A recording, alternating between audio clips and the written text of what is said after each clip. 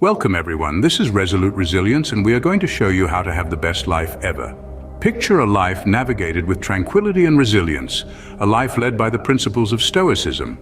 These principles, echoed by the likes of Marcus Aurelius and Epictetus, invite us not just to exist, but to truly live.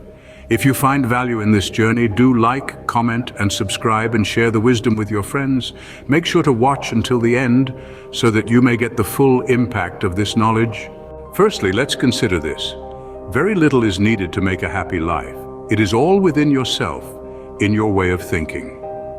This principle, originally articulated by Marcus Aurelius, encourages us to find happiness within ourselves and our perspectives, rather than in external conditions. Consider the story of a man that despite having a modest income and living in a small apartment, he was content. He found joy in simple pleasures like reading a good book, savoring a cup of coffee, or spending time with loved ones. His circumstances didn't change, but his perception did. He chose to see the beauty in the ordinary, the joy in the mundane. You see, happiness isn't about having more. It's about appreciating what you already have. It's about shifting your perspective, your way of thinking. You are the artist of your own life, and your mindset is the brush with which you paint your world. So color it with joy, gratitude, and contentment. Remember, your perception shapes your reality. Marcus Aurelius once said, "You have power over your mind, not outside events. Realize this, and you will find strength." This principle is about understanding that we cannot control every event that happens around us, but we can control how we react to them. It's about mastering our emotions and thoughts and not letting the outside world dictate our inner peace. Let's take the example of Epictetus. Born a slave, he rose to become one of the most influential Stoic philosophers. His life was full of hardship, but he never allowed his circumstances to control his state of mind. Instead, he chose to focus on what he could control: his thoughts, his attitudes, his reactions. This is the power of the mind. It's about finding strength in our ability to control our perceptions and reactions, rather than trying to control the uncontrollable. So remember, no matter what happens in life, your mind is your greatest weapon. Strength comes from within, not from external circumstances. Epictetus wisely noted that it is not that we have a short time to live, but that we waste much of it. This principle, my friends, is about valuing our time, the most precious resource we have. It's not something we can accumulate or buy more of. Once it's spent, it's gone forever. Consider the story of one young man. He was a chronic procrastinator, always pushing things off until tomorrow. He lived in a state of constant stress, and his dreams of becoming a writer seemed to be slipping away. But one day he decided to make a change. He started managing his time effectively, dedicating a few hours each day to write. Slowly, his dream turned into reality. He became a successful author, and his time was filled with purpose and productivity. We can all learn from his transformation. Let's not squander our time on trivial matters. Instead, let's invest it in things that truly matter.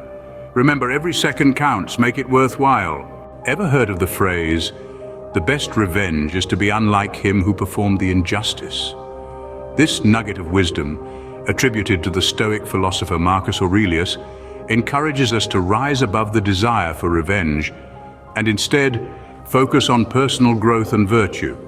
Consider the story of a man who, wronged by a colleague, chose not to retaliate in kind. Instead, he channeled his energy into improving himself, honing his skills, and remaining true to his principles. His adversary's actions, intended to bring him down, only fueled his drive to succeed.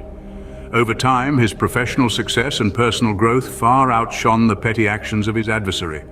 By choosing virtue over vengeance, he embodied the Stoic principle of revenge through virtue. Epictetus once said, "No man is free who is not master of himself." So when faced with injustice, remember this: the best revenge is not to mimic the wrongdoer, but to rise above, better and stronger. Choose virtue over vengeance. Finally, let's reflect on this. It is not death that a man should fear, but he should fear never beginning to live. The idea here is not about fearing the end, but rather it's about fearing a life that's merely existed, not truly lived. It's about fearing regret, missed opportunities, and unfulfilled potential. Let's consider the story of Amelia Earhart, a woman who chose to live fully despite societal norms and personal fears. She didn't just exist, she lived, breaking barriers and setting records in the world of aviation. Even when faced with the ultimate fear of death, she chose to soar above it, living her life to the fullest. Here's the takeaway. Stoic philosophy encourages us to face our fear of not living head-on. It tells us to embrace the unknown, to take risks, to live passionately and purposefully.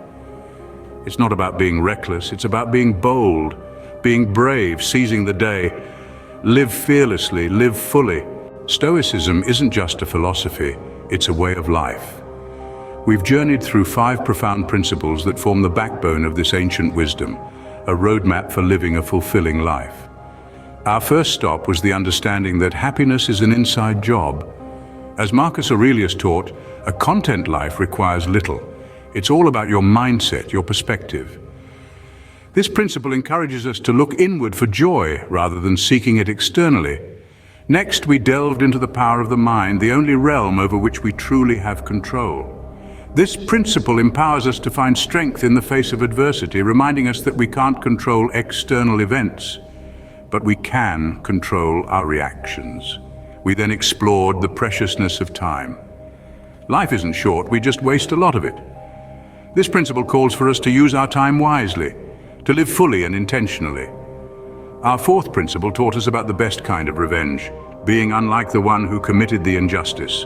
This Stoic wisdom encourages us to rise above pettiness and to respond with virtue. Finally, we confronted the fear of not living.